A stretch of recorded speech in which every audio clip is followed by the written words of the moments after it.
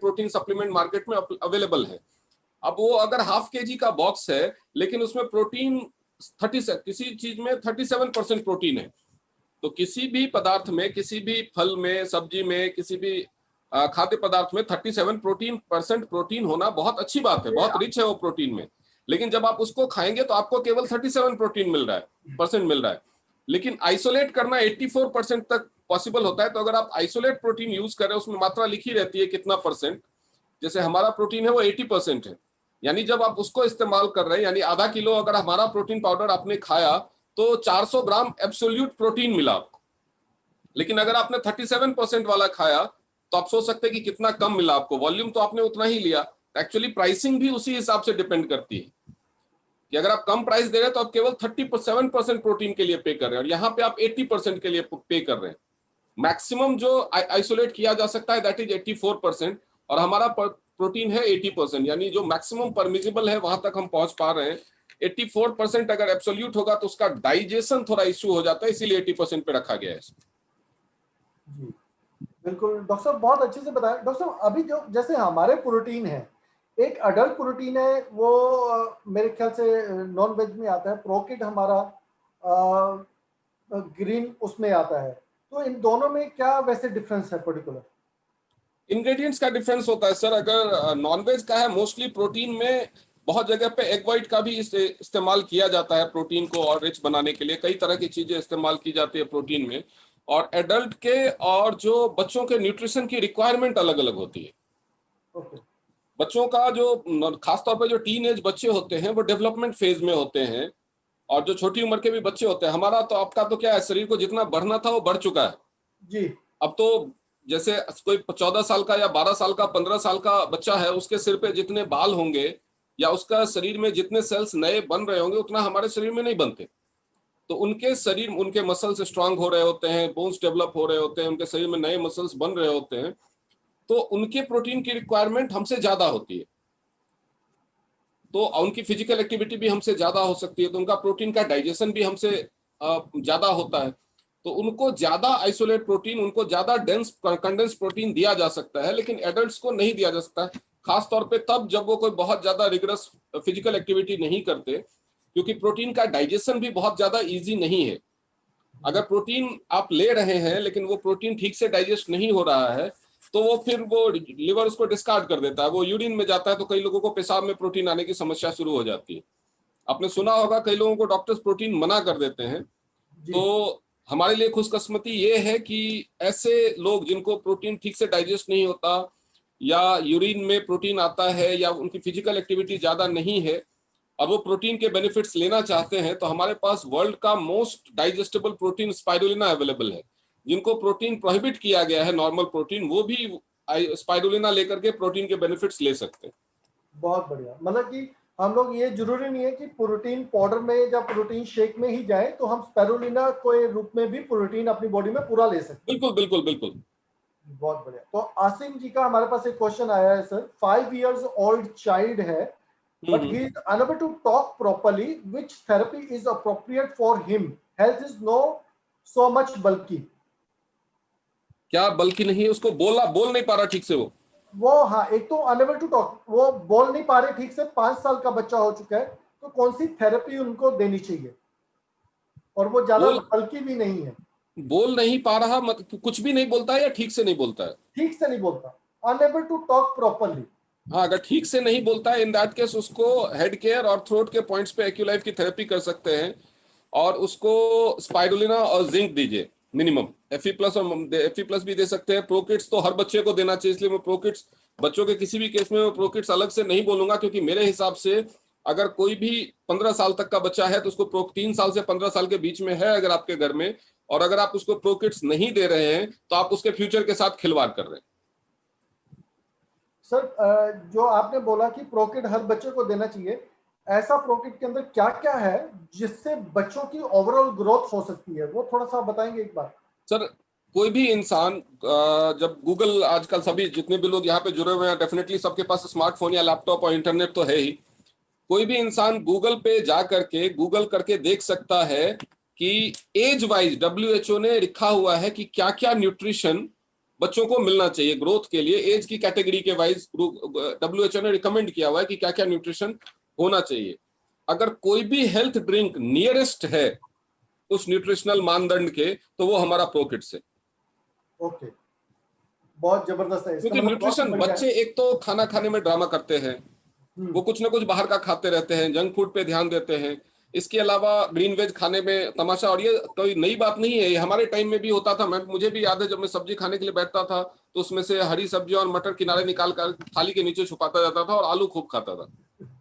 सभी बच्चे ऐसा करते हैं। हाँ, भी करते हैं, बिल्कुल। और आजकल तो खास तौर पर, अभी चलो स्कूल बंद है तो बच्चे ज्यादातर घर पे रहते हैं, लेकिन आप याद कीजिए जब बच्चे स्कूल जाते हैं उस टाइम में सुबह उठ करके उनको स्कूल भागना है, भागते भागते वो नाश्ता कर रहे होते हैं, तभी पता चला स्कूल का बस हॉर्न बजाने लगता है, फिर वो भागते भागते जाते हैं, स्कूल में भी ठीक से नहीं खाते हैं, आने के बाद फिर ट्यूशंस हैं, क्लासेस हैं, तो खाना पीना और न्यूट्रिशन पूरा हो नहीं पाता है, तो सप्लीमेंट तो देना जरूरी है।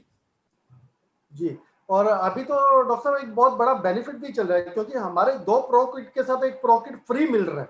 बिल्कुल बिल्कुल, इसीलिए कंपनी ने भी ऑफर दिया है कि डेफिनेटली आप अपने, क्योंकि कहते हैं कि हम ये बिजनेस कर रहे हैं अपने फ्यूचर के लिए, और किसी भी पेरेंट के लिए उसका फ्यूचर का सबसे बड़ा असेट उसका बच्चा है। आप इस बिजनेस में कितना भी कमा लीजिए आगे चल करके, और अगर आपका बच्चा हेल्दी नहीं है तो जी, आप खुश नहीं रह पाएंगे। और बच्चों का जो ये जो 3 साल से 14-15 साल तक की जो उम्र होती है वो फाउंडेशन एज होती है। उसके शरीर में अगर उस टाइम में कोई कमी रह गई तो बाद में आप उसको सारी दुनिया के न्यूट्रिशन खिला लो, वो पूरा होना मुश्किल हो जाता है। बिल्कुल। तो इसीलिए उस टाइम में तो अभी मैं तो यही बोलूंगा कि हर किसी को और कुछ नहीं, कम से कम अपना पीवी तो करना ही होता है। अगर आपकी इनकम इतनी ही कम है कि और कुछ आप नहीं कर सकते, तो बच्चों वाला प्रोटीन खरीदिए। डॉक्टर साहब, एक चीज मैं और जानना चाहूंगा, जैसे माल न्यूट्रिशन कहते हैं कि हमारे इंडिया में भी बहुत ज्यादा है।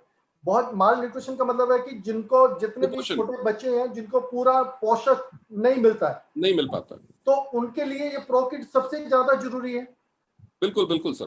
तो इसका मतलब है कि जितने भी लोग आपस में एक दूसरे को जानते भी हैं, जिनके घरों में बच्चे हैं, वो इसको प्रो किट को अगर गिफ्ट करेंगे तो वो एक एक ज्यादा बेटर ऑप्शन रहेगा, जैसे बर्थडे में। डेफिनेटली सर, बच्चों का जो हाल है, ये माल न्यूट्रिशन की प्रॉब्लम एक नॉर्मली जो गरीब घर के बच्चे हैं जिनके यहाँ खाना ठीक से नहीं मिलता, और आजकल महंगाई भी जब से कोरोना शुरू हुआ है, सब्जियों के प्राइसेस, फलों के प्राइसेस, सब चीजें बढ़ गई हैं, और लोगों के पास रोजगार के साधन कम है, तो डेफिनेटली माल न्यूट्रिशन बढ़ा है कोरोना के पीरियड में। बट वैसे भी जो WHO का डेटा है और बहुत सारे NGOs का डेटा है, उसके हिसाब से 50 to 60% बच्चों को प्रॉपर डाइट इंडिया में नहीं मिलती है। जी, तो गरीबी का रीजन समझ ले, या कई बार इवन जो माल न्यूट्रिशन का की प्रॉब्लम केवल तब बच्चों में नहीं होती जब 3 साल से ऊपर के वो हो जाते हैं। जो उससे भी छोटे बच्चे हैं, जो टॉडलर्स हैं, जो माँ का दूध पीते हैं या थोड़ा बहुत खाते हैं, हमारे महिलाओं में भी बहुत कुपोषण है। 72% महिलाओं का HB लेवल 9 से 8 से भी कम रहता है। प्रॉपर खाना, वो अगर कोई गरीब घर की महिला है तो उसको पता होती है अपने घर की फाइनेंशियल कंडीशन, तो वो अपने खाने पे ज्यादा ध्यान नहीं देती है, वो थोड़ा खाना बनाती है, अगर उसके पास थोड़ा सा ही आटा है और कम रोटियां बनाएगी तो अपने पति को, बच्चों को खिला देगी, खुद कम खाएगी। लेकिन अगर उसको बच्चे को दूध पिलाना है या वो प्रेग्नेंट है, उस समय उसको पूरा न्यूट्रिशन मिलना चाहिए, जो 50-60% लेडीज को नहीं मिल पाता था। माल न्यूट्रिशन शुरुआत से ही शुरू हो जाता है। तो प्रेगनेंसी के दौरान और जो लैक्टेशन पीरियड है, जिस पीरियड में माँ किसी बच्चे को दूध पिला रही है, हो सकता है आपकी बात सारे लोग ना माने, लेकिन आजकल बच्चों को ये किसी भी हेल्थ इश्यू के बारे में हम लोग जब जाते हैं किसी क्लाइंट को मनाने के लिए, तो हमारे पास एक बहुत स्ट्रांग हथियार है, हमें टेक्नोलॉजी को इस्तेमाल करना चाहिए। मैंने देखा है कि मेरे प्रोफेशन और डिग्री होने के बावजूद भी जब मैं लोगों को कहता हूं कि अरे आप ये कितनी बड़ी गलती कर रहे हो, आप एक बार फोन निकालो, गूगल करके देखो, गूगल के कंटेंट पे लोगों को ज्यादा भरोसा होता है। तो आप अगर किसी ऐसी लेडी से मिलते हैं जो प्रेग्नेंट है, आप उनको बोलिए कि क्या आपके डॉक्टर ने आपको जिंक प्रेस्क्राइब किया हुआ है, वो बोलेंगे नहीं, तो उनको बोलिए importance of zinc during pregnancy एक बार गूगल करके देखो। उसके बाद 98% चांसेस है कि वो आपसे जिंक लेंगे। Nutritional deficiency in child between 5 to 15 years आप गूगल करके देखो। उसके बाद आपको एक लिस्ट आएगी कि बच्चों को क्या क्या न्यूट्रिशन चाहिए। उसके बाद अपना प्रोकिट्स का जहां पे हमारा न्यूट्रिशनल वैल्यू लिखा हुआ है वो घुमा के सामने रख दो, बोलो कि आप एक एक पॉइंट मैच कर लो कि परसेंटेज भी सेम है या नहीं। तो वो आपके पास टेक्नोलॉजी है, टेक्नोलॉजी का फायदा उठाइए, लोगों को बोलिए आप गूगल करके देखो। अगर कोई आपको बोलता है कि बच्चे हमारे ठीक से खाना नहीं खाते या मेरा बच्चा कमजोर है, तो rather than praising your pro kids, तो बोलता है कि कितने साल का है बच्चा, आप एक बार गूगल कर लो आपके बच्चे को खाने में प्रॉपर क्या क्या चाहिए, मैं आपको वैसा ही एक ड्रिंक प्रोवाइड कर दूंगा। उन्होंने देख लिया कि हाँ हाँ ये चाहिए, उसके बाद उसकी फोटो खींच के भेज दो कि ये ड्रिंक चलेगा।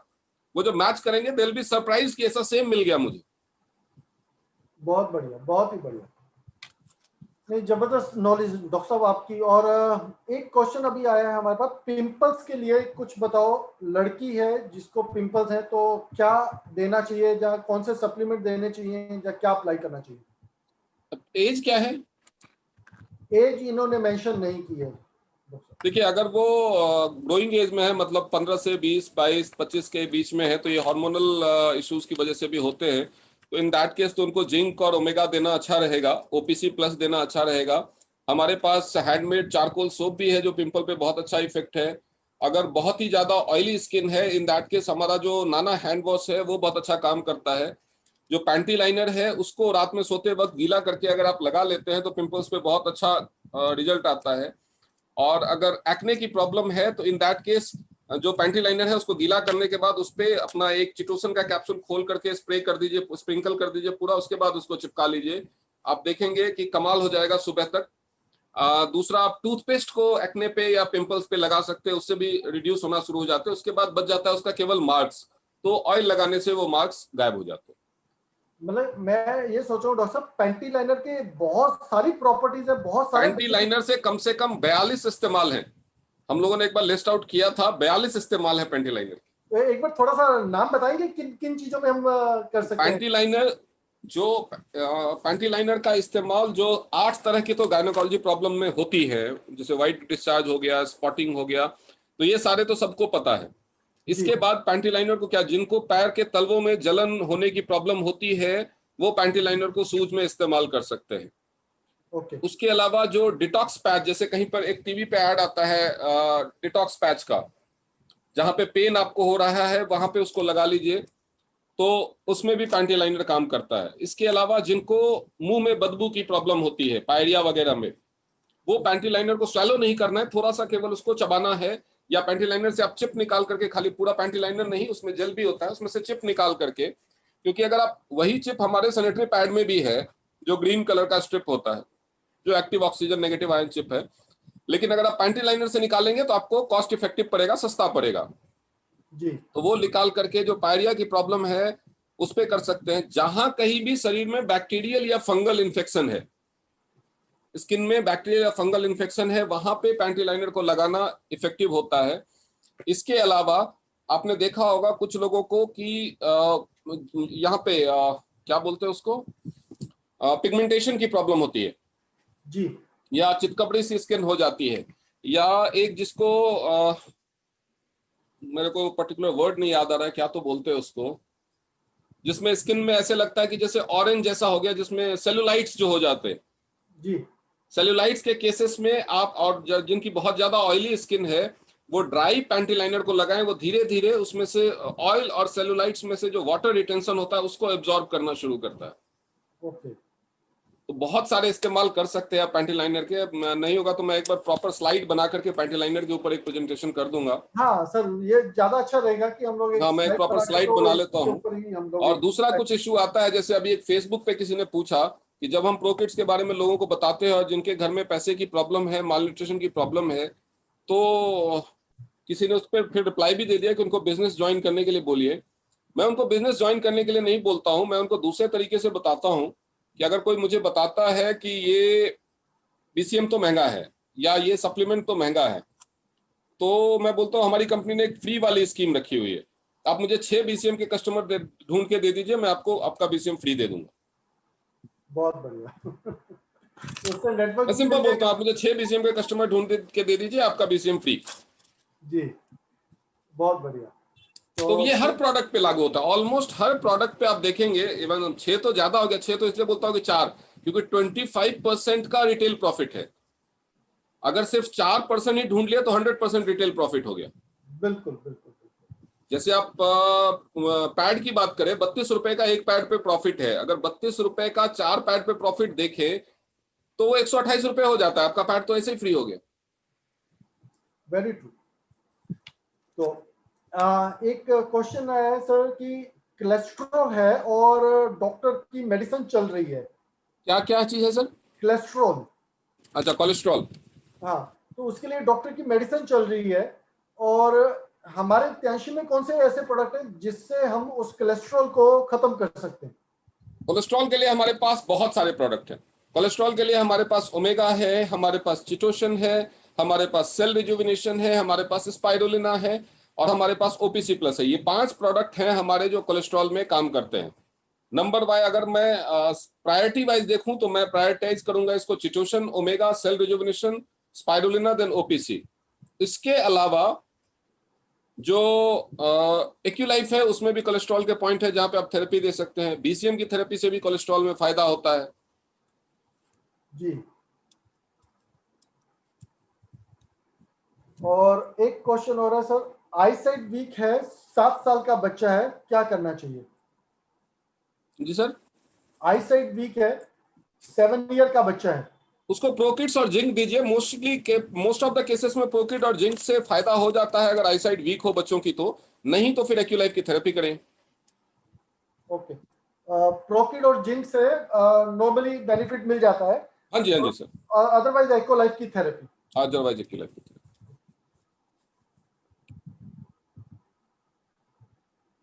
हार्मोन की वजह से स्किन पर ज्यादा हेयर है और वो सब ट्रीटमेंट करवा चुके हैं, तो हमारे पास क्या ट्रीटमेंट है?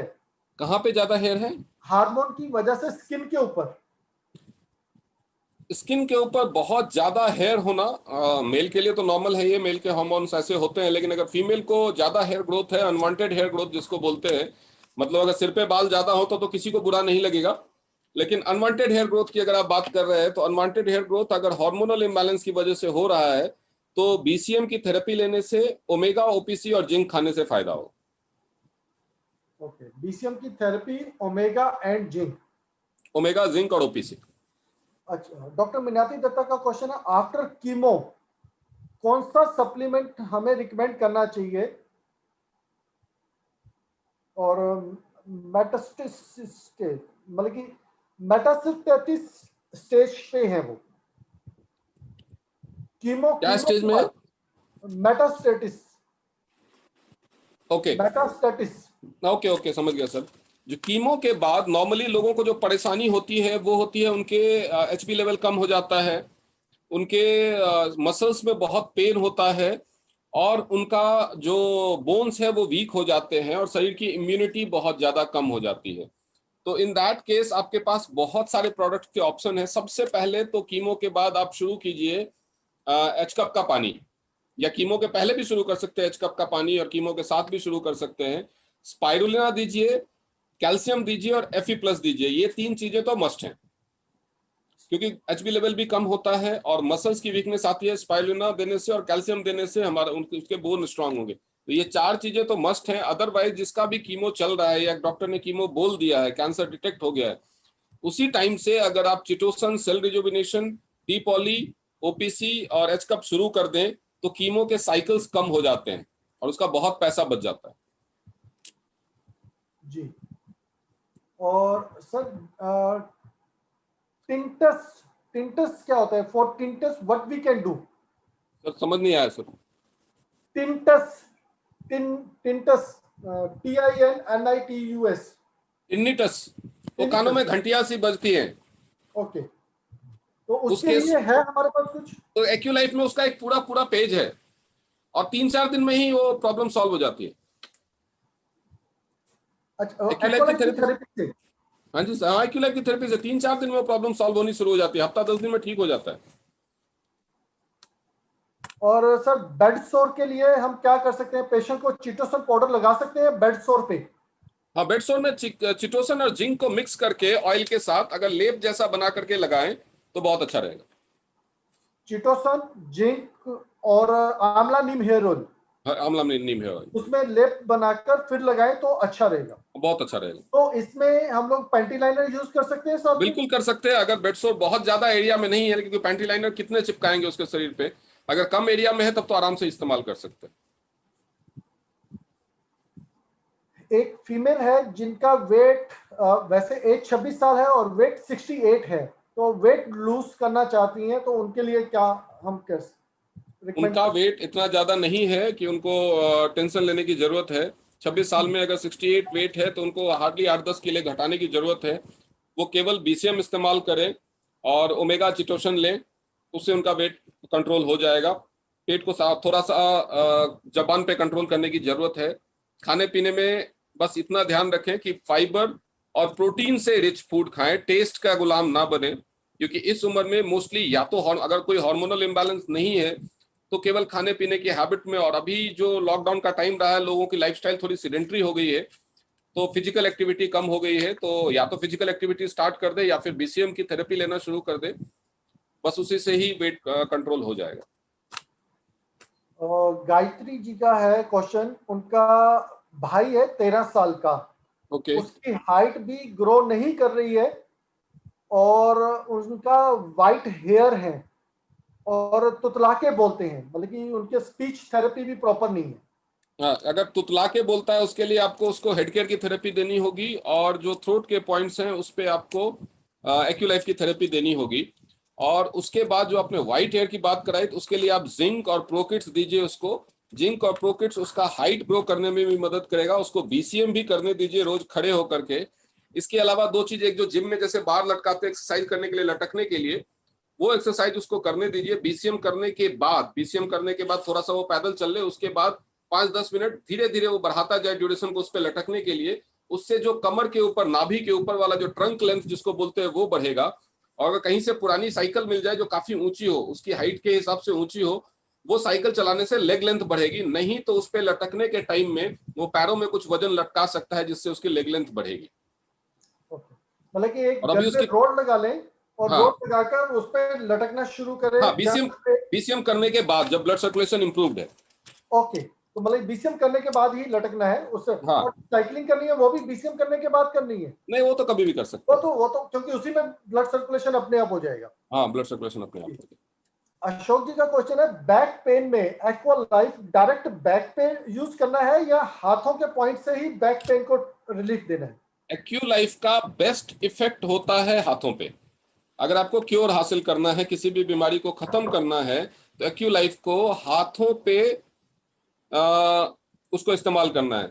लेकिन कुछ केसेस ऐसे होते हैं जिसमें आपको इमीडिएट इफेक्ट चाहिए। जैसे कोई बंदा दर्द से करा रहा है, जैसे मैं आपको अपना एक एक्सपीरियंस बताऊंगा कि मैं एक बार गाड़ी चला रहा था और मुझे जाना था मीटिंग लेने के लिए, और मैं कुरुक्षेत्र जा रहा था।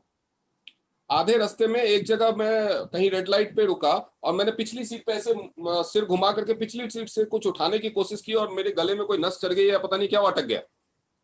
अब मैं गर्दन सीधा घुमा के देख नहीं रहा। ऐसे में मीटिंग देने तो जाने तो क्या, मैं घर भी वापस नहीं जा सकता, टेढ़ी गर्दन लेके गाड़ी कैसे चलाऊंगा।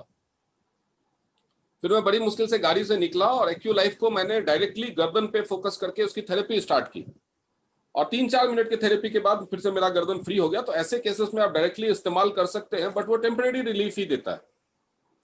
जैसे कहीं पे किसी को शोल्डर में पेन है, कमर में दर्द है, तो आप डायरेक्टली पेन वाले पॉइंट पे अगर एक्यू लाइफ की आपकी थेरेपी देंगे तो वो जो वहां पे एनर्जी देता है और जो वहां पे पल्स देता है, जिसकी वजह से मसल्स में जैसे ही उसमें ब्लड सर्कुलेशन वहां पे डायरेक्ट वो इम्प्रूव करता है, तो हीट जनरेट होती है। उस हीट की वजह से वहां पे जो पेन और स्वेलिंग है वो रिड्यूस होती है, तो दर्द का अनुभव कम हो जाता है।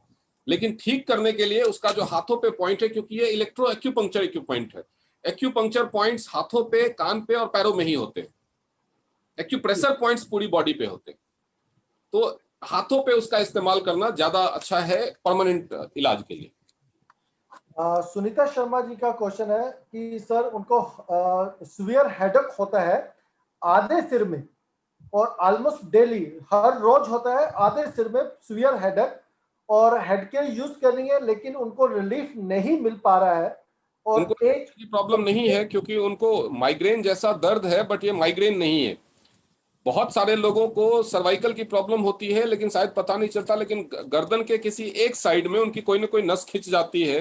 कभी कभार होता है हम किसी शोल्डर पे बैग टांग लेते हैं या गर्दन घुमा के कुछ देखते हैं, या बहुत पोजीशन में जूम मीटिंग देख रहे हैं कि पोजीशन में हमारी गर्दन है, तो कोई एक पर्टिकुलर नस खिंचती है, उसकी वजह से वो दर्द होता है। तो उनको गर्दन पे थेरेपी लेने की जरूरत है, सर्वाइकल का जो पॉइंट है वहां पे, और जो साइड ऑफ द नेक्स एक एक्यूलाइफ का बुक जब आप खोलेंगे उसमें साइड ऑफ द नेक के थेरेपी के पॉइंट्स हैं, उस पे वो थेरेपी लेना शुरू करें। जैसे ही वो यहाँ पे इनको रिलैक्स होगा, अपने आप वो सिर दर्द बंद हो जाएगा। नवजोत कौर जी का क्वेश्चन है, उनके पास 72 ईयर मेल एक पेशेंट है जो सफर कर रहे हैं, दोनों लेग में बहुत ज्यादा पेन है, हाथों में भी पेन है और not able to walk properly, वो प्रॉपरली वॉक नहीं कर पा रहे हैं और स्वेलिंग है राइट नी में। सर अगर जॉइंट में, लेग में पेन और जॉइंट में पेन में थोड़ा सा डिफरेंस होता है। मैं आगे के लिए लोगों को बता दूं, जब भी क्वेश्चन पूछें तो लेग पेन या हाथों में पेन और जॉइंट में पेन है, ये थोड़ा डिफरेंशिएट करके बताएंगे तो ज्यादा अच्छा रहेगा मेरे लिए। अगर केवल लेग में और हाथों में पेन है तो बीसीएम की थेरेपी काफी है। लेकिन जॉइंट पेन के केस में, खासतौर पे नी में, और खासतौर में अगर नी में कार्टिलेज की प्रॉब्लम है, यानी नी में जो कुशनिंग है, जो दोनों के घुटनों के जोड़ के बीच में जो ग्रीस होती है, वो अगर खत्म हो गई है या एंकल जॉइंट्स में वो खत्म हो गई है, तो इन दैट केस बीसीएम करना कई बार उल्टा हो जाता है, वो दर्द बढ़ जाता है, स्वेलिंग बढ़ जाती है। तो इस केस में एक्यूलाइफ की थेरेपी करें, स्पाइरुलिना, मल्टीविटामिन और टी-पॉली खाएं, और साथ में ग्लूकोजामाइन अभी हमारे पास इंडिया में नहीं है, वो रुपेश सर को थोड़ा सा आप मस्का लगाओ, बाहर से मंगवा देंगे। और कैरेटीन 2.81 है। हाँ सर, कैरेटीन 2.81 है।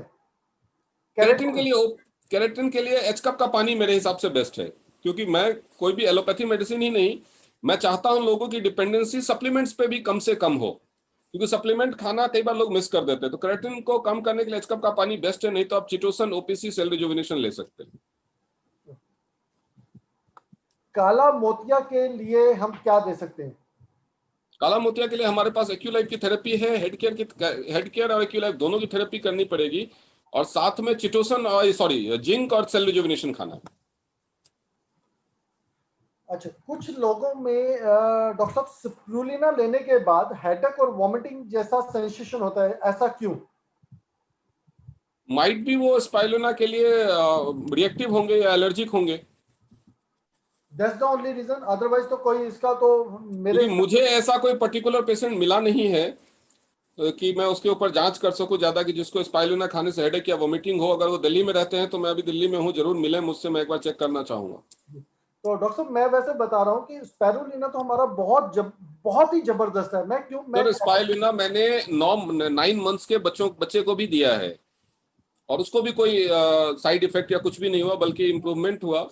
एक बच्चा था 9 मंथ का, उसके 9 मंथ के होने के बावजूद उसके नेल्स वेल्स नहीं आ रहे थे, बाल भी नहीं थे, भवें नहीं थी, कुछ भी नहीं था, मतलब बाल और नेल्स थे ही नहीं।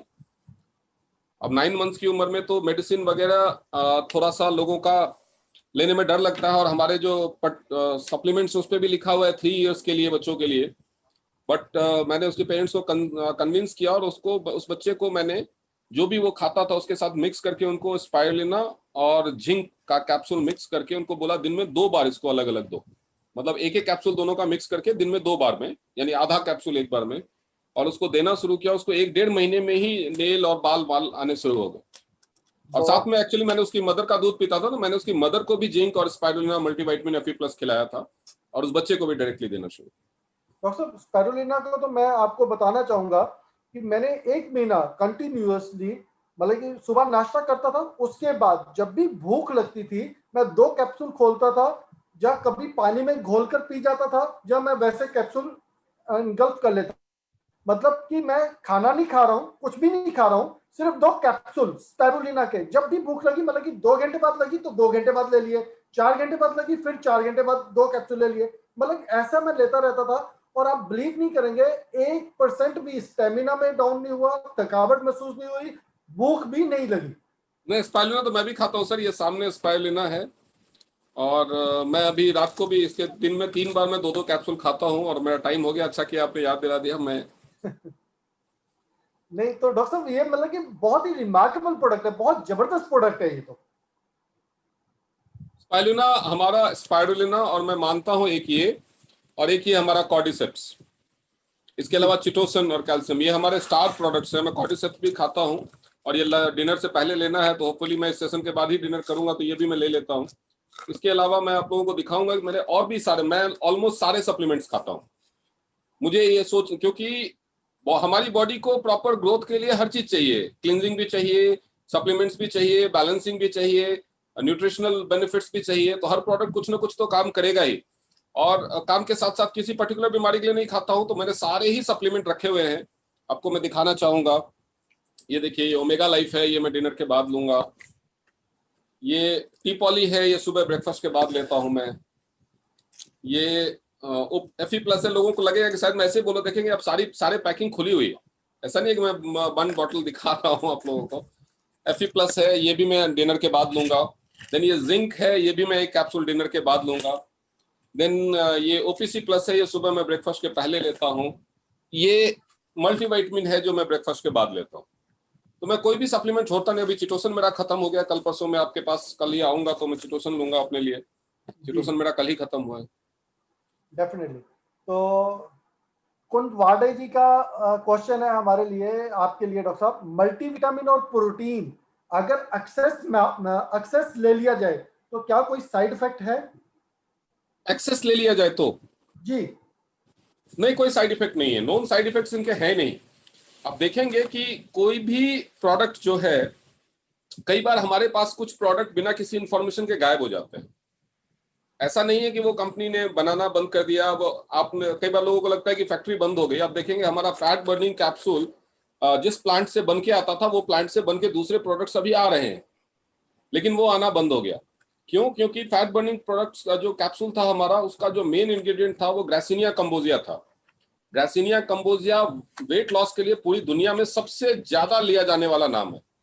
लेकिन पहले उसमें कोई side effect, non side effect नहीं थे, लेकिन लेटेस्ट, क्योंकि रिसर्च तो हर चीज के ऊपर हमेशा होती रहती है, बिल्कुल। तो लेटेस्ट जो रिसर्च आया था 2016 में, 2016 के एक रिसर्च ने बताया कि ग्रासिनिया कंबोजिया से कुछ साइड इफेक्ट्स हो सकते हैं। कुछ लोगों को स्ट्रेस की, कुछ एंजाइटी की, बाल झड़ने की, ये सब शिकायतें हो सकती है। उसके बाद कंपनी के पास बहुत सारा स्टॉक होने के बाद भी कंपनी ने वापस मंगा लिया था वो प्रोडक्ट, और उसका मार्केट में भेजना बंद कर दिया था। और उसके ऊपर रिसर्च चल रहा है कि उसको फर्दर सेफ कैसे बनाया जाए। जैसे ओमेगा के लिए आया था कि ओमेगा में भी कुछ हो सकता है, तो उसके बाद उसको न्यूट्रलाइज करने के लिए कंपनी ने ओमेगा में कि वैसे ही इंग्रेडिएंट्स नहीं बढ़ा दिए, कुछ रीजन से बढ़ाए हैं। न्यू एसेंस फॉर्मूला जो अभी बहुत सारे प्रोडक्ट्स में आया है, जिसमें उसका कुछ चेंज किया गया है, वो आपने देखा होगा कि जब भी कोई प्रोडक्ट कुछ दिनों के लिए मार्केट के जैसे आउट हो जाता है हमारा, जैसे अभी हमारा फाइबर है कुछ दिनों के लिए आउट ऑफ स्टॉक रहने वाला है, जी बिकॉज उसमें इंप्रूवमेंट की जा रही है। कुछ लोगों को, जैसे हमारा फाइबर है कॉन्स्टिपेशन के लिए है, लेकिन कुछ लोगों को उस फाइबर से पेट में चोकिंग की प्रॉब्लम हो रही है। हार्डली ये प्रॉब्लम 2-4 लोगों को होती है, लेकिन ये हमारी कंपनी का फॉर्मूला है कि हमारे पास नेगेटिव रिजल्ट 1% भी नहीं होना चाहिए।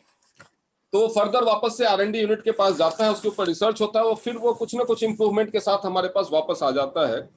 तो कोई भी प्रोडक्ट अगर उसमें किसी भी तरह से कोई भी हार्म होने के चांसेस हैं, तो या तो उस पर कंपनी क्लियरली मेंशन करती है, जैसे कुछ प्रोडक्ट्स पे लिखा हुआ रहता है बच्चों को नहीं देना है, प्रेग्नेंट लेडीज को नहीं देना है, लैक्टेटिंग मदर को नहीं देना है, इस कंडीशन में नहीं इस्तेमाल करना है। जिस प्रॉब्लम को दूर करना संभव नहीं है वो वार्निंग लिखी जाती है। अगर ऐसा कुछ नहीं लिखा हुआ है तो इसका मतलब वो पूरी तरह से सेफ है, डरने की कोई जरूरत नहीं। जी। सुनीता जी का एक क्वेश्चन है, डायबिटीज का पेशेंट है, ऑलरेडी जमनेमा और जिंक ले रहे हैं, लेकिन ऑलमोस्ट एवरी अनदर डे, मतलब हर दूसरे दिन उनकी बॉडी पे इचिंग हो जाती है और रैशेस हो जाते हैं, उनको फिर सिट्राजिन लेना पड़ता है। तो ये जो एलर्जी की प्रॉब्लम है, इसके लिए हम टी पॉली, सेल रिजुविनेशन और जिंक अगर तीनों को मिलाकर चाय के रूप में दे, तो आपको क्या लगता है कि नहीं, मेरे को जिम्निमा से तो जिंक एलर्जी का कुछ इश्यू मैंने सुना नहीं। नहीं नहीं, इसके इससे लिए नहीं है वो, अदरवाइज मतलब वो तो इससे डायबिटिक तो कंट्रोल हो रही है, लेकिन अल्टरनेट वैसे हो जाता है एलर्जी। हाँ, तो एक काम करते हैं, उनका पहले अभी जिंक अगर उनको खाते, कुछ लोगों का क्या है कि उनको जिंक से एलर्जी होती है। जिंक एलर्जी के लिए इस्तेमाल भी किया है, तो उनको 2-4 दिन 10 दिन जिंक बंद करके देखने के लिए बोलिए। अगर उनको उससे फायदा हो रहा है तो जिंक को बंद कर दीजिए और जिम्निमा चिटोसन या जिम्निमा एफओएस उनको कंटिन्यू करने दीजिए। अदरवाइज अगर आप टीपॉली, ओपीसी ये सब देते हैं जिम्निमा और जिंक के साथ, तो वो ब्लड को प्यूरिफाई करके इस एलर्जी की प्रॉब्लम को अरेस्ट तो कर सकता है। अगर वो एलर्जी, अगर मान लीजिए जिंक बंद करने से भी एलर्जी की प्रॉब्लम दूर नहीं हो रही है, तो इसका मतलब जिंक से कोई प्रॉब्लम नहीं है, फिर से उनको बोलिए जिंक कंटिन्यू करने के लिए। और जहां तक टीपॉली की बात है, तो टीपॉली डायबिटिक पेशेंट को देना हमेशा फायदा पहुंचाता है। वो उनके ब्लड शुगर लेवल को भी लोअर करने में हेल्प करेगा।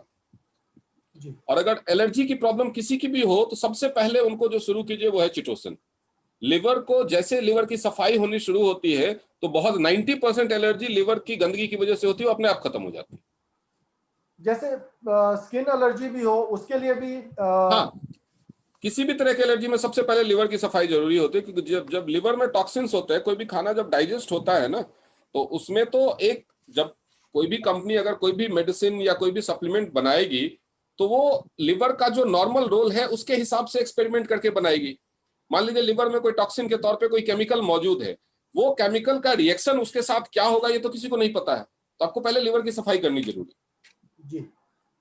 और सागर पाटिल जी का कोलकाता से है क्वेश्चन कि डॉक्टर कहते हैं कि पॉइजन का असर किडनी पे हुआ है, पॉइजन का असर किडनी पे हुआ है, तो ओके। क्या क्या उसका दर्द किडनी जो बैक का दर्द है और कमर का जो दर्द है, तो क्या किडनी के इस असर की वजह से होता है? हाँ, किडनी के प्रॉब्लम की वजह से देखिए, अगर आपको कुछ चीजें हैं जिसका शरीर को, अगर आपको इंटरनल ऑर्गन में, मेरे बाल अगर झड़ने लगे या मेरे नाक में कुछ प्रॉब्लम हो, आंखों में कुछ प्रॉब्लम हो, तो ये जो चीजें जो जिसको बोलते हैं ना सेंसरी ऑर्गन्स, स्किन है जिसको हम देख के छू के महसूस करते हैं, जो एक्सटर्नल ऑर्गन्स है, उसमें कुछ प्रॉब्लम होने से तो पता चलेगा, लेकिन शरीर के अंदर के अंग में अगर कुछ प्रॉब्लम हो रही है तो शरीर कैसे इंडिकेट करेगा उसको? तो उससे किडनी का प्रॉब्लम, लंग्स का प्रॉब्लम, और जो वाइटैलिटी का प्रॉब्लम, इरेक्टाइल डिसफंक्शन जिसको बोलते हैं, मेल में जो इरेक्टाइल डिसफंक्शन होता है, इन तीनों के केस में बैक पेन हो सकता है। ओके। और एक 3 साल का बच्चा है, राइट हियरिंग सर। प्रॉब्लम है और बिल्कुल भी किसी भी साउंड पे रिएक्ट नहीं करता है, उसको सुनाई नहीं देता, रिएक्ट नहीं करता तो इट मीन सुनाई नहीं और इसके देता। अलावा क्या वो बोल बोल भी नहीं पाता होगा? अगर सुनता नहीं है तो बोल भी नहीं पाता होगा ये इन्होंने नहीं लिखा है। ऑब्वियसली, तो वो सुन रहे होंगे जरूर। उसको आप प्रोकिट्स और जिंक शुरुआत कीजिए, और उसका जो हमारा ईयर का एक्यू पॉइंट्स है उस पे आप एक्यूलाइफ की थेरेपी दीजिए, और कान, दोनों कान जो है ना, यहाँ पे 2-3 मिनट बस हेड केयर का मसाज कीजिए without vibration. Okay. Without vibration यहाँ पे हेड केयर का मसाज कीजिए, कानों के पॉइंट पे एक्यूलाइफ की थेरेपी दीजिए, और इसके अलावा जिंक और प्रोकिट्स खिलाना शुरू कर दीजिए। 3 साल का बच्चा है, स्पाइरुलिना कैप्सूल लेने में शायद तमाशा करे।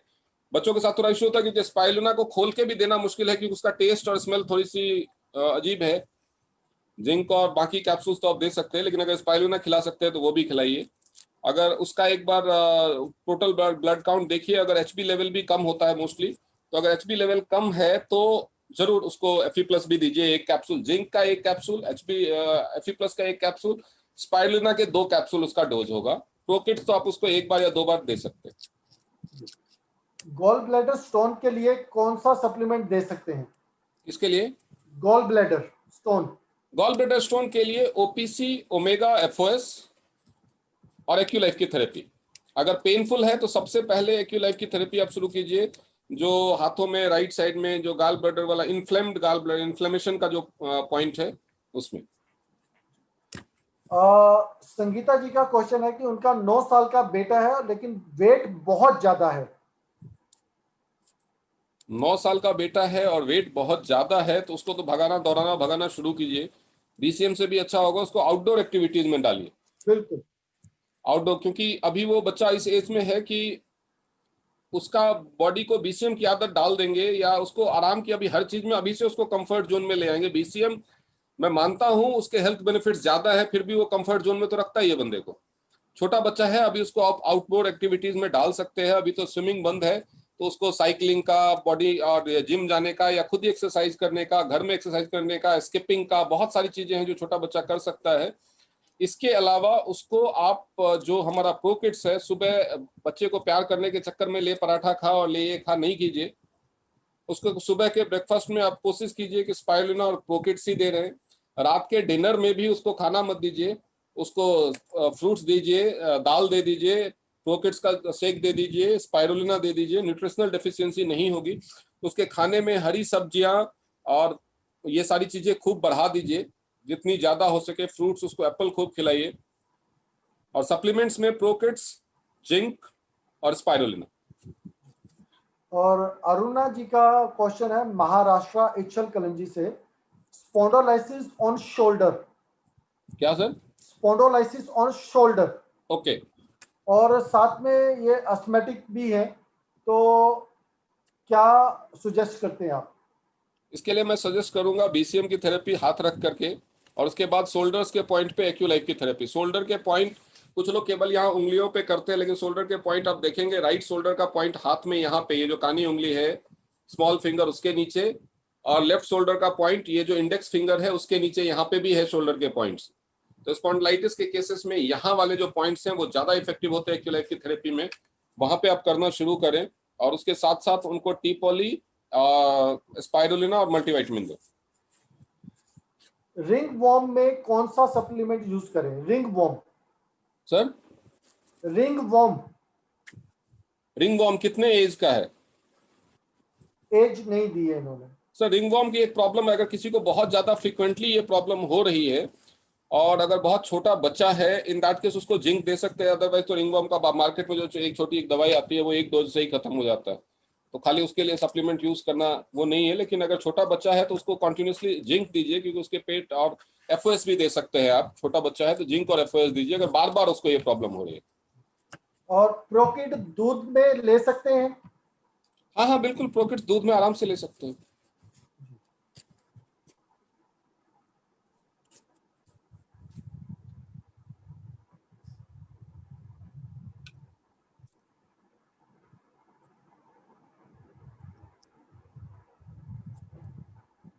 योगेश जी, आपने फेसबुक पे जो क्वेश्चन पूछा है उसको मैं यहाँ पे लूंगा। एक योगेश श्रीवास्तव है, उन्होंने फेसबुक पे क्वेश्चन पूछा है, हाँ हाँ, आप लीजिए sir. What is your suggestion for Indo China issues, right? Is future will impact this issue, should be face problems. मैं आपको बताना चाहूंगा कि जो भारत और चाइना का रिलेशन है ना, वो रेदर देन पॉलिटिक्स और इमोशंस में बहुत ज्यादा उलझाया गया है हमेशा से। आप अगर गूगल करेंगे, आप जानते हैं कि किसी भी के लिए भी गुलामी सबसे बड़ी बात होती है, और हमारे देश ने भी बहुत सालों तक गुलामी झेली है। हम अंग्रेजों के गुलाम हुआ करते थे, और अनडाउटेबली सभी इस बात को एक्सेप्ट करेंगे कि आजाद हिंद फौज का भारत की आजादी में बहुत बड़ा हाथ था। और आप अगर गूगल करेंगे तो आपको पता चलेगा कि आजाद हिंद फौज का भारत के अलावा संघाई में भी ट्रेनिंग कैंप था। तो चाइना में के साथ तो हमारे रिलेशन वैसे रहे हैं कि उन्होंने हमारी आजादी के लिए लड़ाई किया है। फिर एक बात, सेकेंड वर्ल्ड वॉर में जब हमारा देश गुलाम था, उसी समय चाइना के साथ हमारे देश की सेनाओं ने मिलकर लड़ाई लड़ी थी जापान के खिलाफ। उस समय चाइना हमारा दोस्त था, और चाइना के साथ हमारे देश के लोगों ने लड़ाई लड़ी थी जापान के खिलाफ, जो अरुणाचल और बर्मा वाले एरिया में हुआ था। तो उसके बाद जब आजादी हुई, आजादी के टाइम में वो जो एरिया था जिसको ब्रिटिश सेनाओं के साथ मिल करके इंडियन आर्मी ने बचाया था और इंडियन एयरफोर्स ने बचाया था, वो एरिया अरुणाचल वाला एरिया है। वो एरिया को लेकर के बॉर्डर डिस्प्यूट रहता है, क्योंकि उस समय बॉर्डर की लाइनिंग उतनी थी नहीं। चाइना भी कुछ दिन पहले ही आजाद हुआ, हमारा देश भी आजाद हुआ, और उस समय में वो एक नेग्लेक्टेड एरिया था जिसमें डेवलपमेंट किसी ने किया नहीं। धीरे धीरे दोनों तरफ की सरकारें जब डेवलपमेंट करते हुए पहुंची, और सेकेंड वर्ल्ड वॉर के टाइम में जितने भी नक्शे और ये सब बनाने वाले एरिया से सब खत्म हो गए, तो वो बॉर्डर डिस्प्यूट है। और बॉर्डर डिस्प्यूट मुझे नहीं लगता कि किसी भी कंट्री में, आपको याद होगा हिरोशिमा और नागासाकी पे बॉम्ब गिरा करके अमेरिका ने जापान को बर्बाद कर दिया था, और अभी दोनों का ट्रेड लगभग 400 बिलियन यूएस डॉलर का है। उसके बाद अगर बॉर्डर डिस्प्यूट देखें, हमारा बांग्लादेश के साथ भी है बॉर्डर डिस्प्यूट। अगर पानी में बॉर्डर की बात करें तो श्रीलंका के साथ भी है बॉर्डर डिस्प्यूट, अभी नेपाल के साथ भी शुरू हो गया है। तो केवल यहां नहीं है, नॉर्थ कोरिया साउथ कोरिया में जग जाहिर बॉर्डर डिस्प्यूट है, इजराइल फिलिस्तीन में बॉर्डर डिस्प्यूट है, अमेरिका का ब्राजील के साथ बॉर्डर डिस्प्यूट है। अमेरिका ने तो दीवार तक बना दी, लेकिन ट्रेड अभी भी चल रहा है। खैर, अगर हम उस बात को इशू करें तो हमारे 4 बार लड़ाई हो चुकी है पाकिस्तान के साथ। 47 में, उसके बाद 65 में, फिर 71 में, फिर 1999 में कारगिल वार, और अघोषित युद्ध तो ऑलमोस्ट मुझे लगता है हर दिन चलता रहता है। बॉर्डर पे पटाखे तो हर रोज बजते हैं पाकिस्तान के साथ, लेकिन पाकिस्तान के साथ भी अभी तक हमारा ट्रेड नहीं बंद हुआ है। तो इतना ध्यान रखें, ये पॉलिटिकल डिस्प्यूट, ये बॉर्डर डिस्प्यूट और ये जो ट्रेड है, ये एकदम अलग अलग चीजें हैं, बहुत ही अलग अलग चीजें हैं।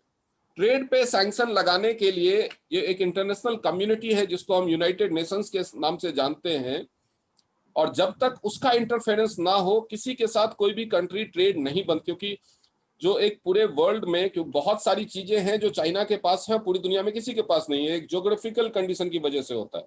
ऐसे तो चाइना अगर किसी कंट्री के साथ अपनी मर्जी से ट्रेड बंद करना पॉसिबल हो, तो अभी तो चाइना पूरी दुनिया को ब्लैकमेल करना शुरू कर देगा, क्योंकि हिमालय होने की, चाइना हिमालय का 82% चाइना के पास है, जिसकी वजह से बहुत सारे रिसोर्सेज ऐसे हैं जो केवल चाइना के पास है, बहुत सारे रिसोर्सेज ऐसे हैं जो केवल इंडिया के पास है, बहुत सारी चीजें ऐसी है जो केवल जापान के पास है।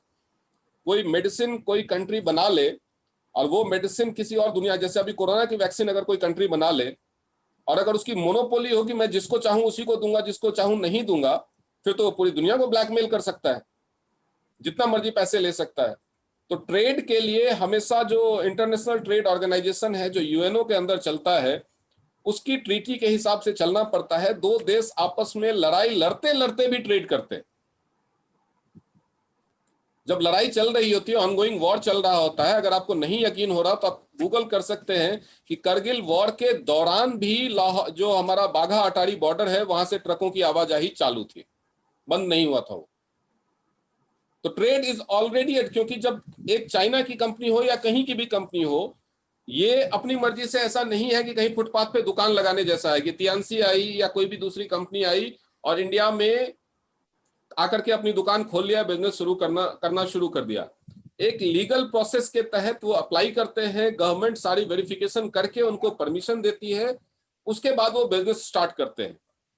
और हर कोई बिजनेस के पीछे इन्वेस्ट करता है, उसके पीछे एग्रीमेंट होता है। छोटी छोटी बातों के लिए कोई भी देश किसी का भी बिजनेस बंद नहीं कर सकता। आपने ऑनलाइन एप्लीकेशंस बंद होते देखे होंगे, बहुत सारे जो चाइना बेस्ड थे वो बंद हुए हैं, जिसमें सिक्योरिटी कंसर्न थे, क्योंकि उनका कोई फिजिकल इन्वॉल्वमेंट या डायरेक्ट इन्वेस्टमेंट, जिसको एफडीआई बोलते हैं, फॉरेन डायरेक्ट इन्वेस्टमेंट, वैसा कुछ था नहीं। वो सर्वर वहां से है, वहीं से चल रहा है, बस इंडिया में उसका एक्सेस था। इंडिया में ना तो उसने कोई ऑफिस खोला, ना कोई स्टाफ रखा, ना कोई फैक्ट्री लगाई थी, ना यहाँ उन्होंने इंडिया में कोई इन्वेस्टमेंट नहीं किया। यानी अगर इंडियन गवर्नमेंट उनको बैन भी कर देती है तो उनका कोई लॉस नहीं हो रहा। They have got no direct investment in India. लेकिन जिस कंपनी को उन्होंने परमिशन दिया कि तुम फैक्ट्री लगाओ, तुम अपने ऑफिसेस खोलो, तुम अपने एम्प्लॉइज हायर करो, अपना इंफ्रास्ट्रक्चर पे खर्च करो, उसको गवर्नमेंट चाहे भी तो बंद नहीं कर सकती, क्योंकि फिर वो इंटरनेशनल जो कोर्ट ऑफ लॉ है उसमें चला जाएगा कि हमने इंडिया में 400 करोड़ रुपए की फैक्ट्री लगाई और इंडियन गवर्नमेंट ने हमें बंद करने के लिए बोल दिया, पहले परमिशन दे दिया था, हमारा लॉस हो गया, और खामखा में इंडियन गवर्नमेंट को हजारों करोड़ उसको पेनल्टी देनी पड़ेगी। तो इसीलिए बिजनेस के मामले में निश्चिंत रहिए, जिनको राजनीति करनी है वो राजनीति करते रहेंगे, जिनको अपना घटिया प्रोडक्ट बेचने के लिए किसी को बुरा बोलना है वो बोलते रहेंगे। लेकिन इतिहास गवाह है, और 4 साल से ऊपर हो चुके हैं मुझे इस बिजनेस में, कम से कम 5-6 बार ये China ban, China ban, China वाला इश्यू बढ़ा है। पर पता नहीं कनेक्शन क्या है कि जब भी ये हल्ला मचता है, ये बिजनेस हमारा बूम पे आ जाता है। मैं आपको एक पर्सनल एक्सपीरियंस बताता हूं। जब ये सिंगापुर मलेशिया वाला ट्रिप आया था, तो पहली बार कंपनी ने ट्रिप का क्वालिफिकेशन बढ़ाया था। पहले 6-7 लाख में भी टूर होता था, और सिंगापुर मलेशिया के टाइम में ट्रिप को क्वालिफिकेशन बढ़ा दिया गया था। और मैं सोचता था, मैं उस समय जॉब भी कर रहा था, पूरा टाइम नहीं दे पाता था, मैं सोचता था कि शायद ये टूर क्वालिफाई नहीं कर पाऊंगा। लेकिन उसी टूर के टाइम में फिर वो चाइना का विरोध वाला शुरू हो गया। तो उससे क्या होता है कि जब जिस चीज का विरोध होता है ना, उस चीज की तरफ फोकस भी लोगों का बढ़ता है। अब कुछ लोगों ने पूछा कि ये टीएनस तो चाइना की कंपनी है, तो ये होता था कि वो उस कंपनी के बारे में जानने की कोशिश करते हैं। जानने के बाद जब अच्छाइयां पता चलती है, तो याद रखिए कि ये देश के लोग कितना भी बोल लें, लेकिन बेसिकली हमारा देश राम का देश है। और राम ने कहा था कि अगर अच्छे गुण, अच्छी शिक्षा दुश्मन से भी मिलो तो ले ले। इसलिए उन्होंने लक्ष्मण को भेजा था रावण के पास शिक्षा लेने के लिए। तो ये जो संस्कार है वो हमारे यहाँ सब में है, चाहे वो किसी भी धर्म को फॉलो करने वाला हो, लेकिन अच्छाई दुश्मन से भी ग्रहण करने का संस्कार हमारे यहाँ सब में है, इनहेरिटेड है, ये खून में बसा हुआ है हमारे। तो जब लोग चाइना की कंपनी सुनते हैं कि ये तियानसी चाइना की कंपनी है, तो उसके बारे में जानते हैं, और जब जानते हैं और इसकी अच्छाइयों को देखते हैं तो इसके साथ जुड़ जाते हैं और हमारा बिजनेस बढ़ जाता है। इसलिए कभी टेंशन लेने की, कोई घबराने की जरूरत नहीं है, आराम से रहिए। और अब तो 2 साल आराम करने के बाद हमारे फाउंडर मिस्टर ली भी फिर से फुल फॉर्म में आ गए हैं। वियतनाम के 32 लीडर्स को उन्होंने BMW कार गिफ्ट की है। तो ये देखिए कि ये जहाज अब फिर से फुल स्पीड में दौड़ेगा। Thank you. तो यहाँ पे हमारे पास जो क्वेश्चन आ रहे हैं सारे के सारे प्रॉब्लम्स, जो हेल्थ प्रॉब्लम है, हेल्थ इशू के लिए ही आ रहे हैं। सोरोसिस में क्या दे सकते हैं हम? सोरोसिस जी सोराइसिस के केस में तो अगर आपके पास फ्रूट एंड वेजिटेबल क्लीनर है तो उसके पानी से उसको वॉश करें, नहीं तो हमारा हेयर ऑयल लगाएं, उसका रात में सोते टाइम जो हमारा हैंड वॉश है उसका उस पे लेयर लगा के छोड़ दें, और उसको सुबह वॉश करने के बाद उस पे अपना जो चिटोशन है हेयर ऑयल के साथ मिक्स करके उस पे लेयर लगा दें, वो ठीक होने लगेगा। खाने के लिए आप जिंक, मल्टीविटामिन और ओपीसी प्लस खा सकते हैं। तो जसमीत कौर का क्वेश्चन है कि उनके पापा का ऑपरेशन हुआ था पेनक्रियाज का, ओके। और वो वीक हो गया था, और उसके वीक हो गए थे काफी। अब वो ठीक है, पर उनके पेट के अंदर पानी की गांठ बनी हुई है, उसमें क्या दें? ये मैं समझा नहीं, पानी की गांठ का मतलब मैं समझा नहीं ऐसा। वाटर बबल्स होते हैं सर, बुलबुला जैसा बन जाता है, उसमें पानी भरा रहता है। ओके। इस केस में उनको चिटोशन दीजिए, और जो पानी की गांठ आप बता रहे हैं उसके लिए आपको सबसे अच्छा है उनको बीसीएम कराइए। ओके। बीसीएम कराइए और चिटोसन दीजिए।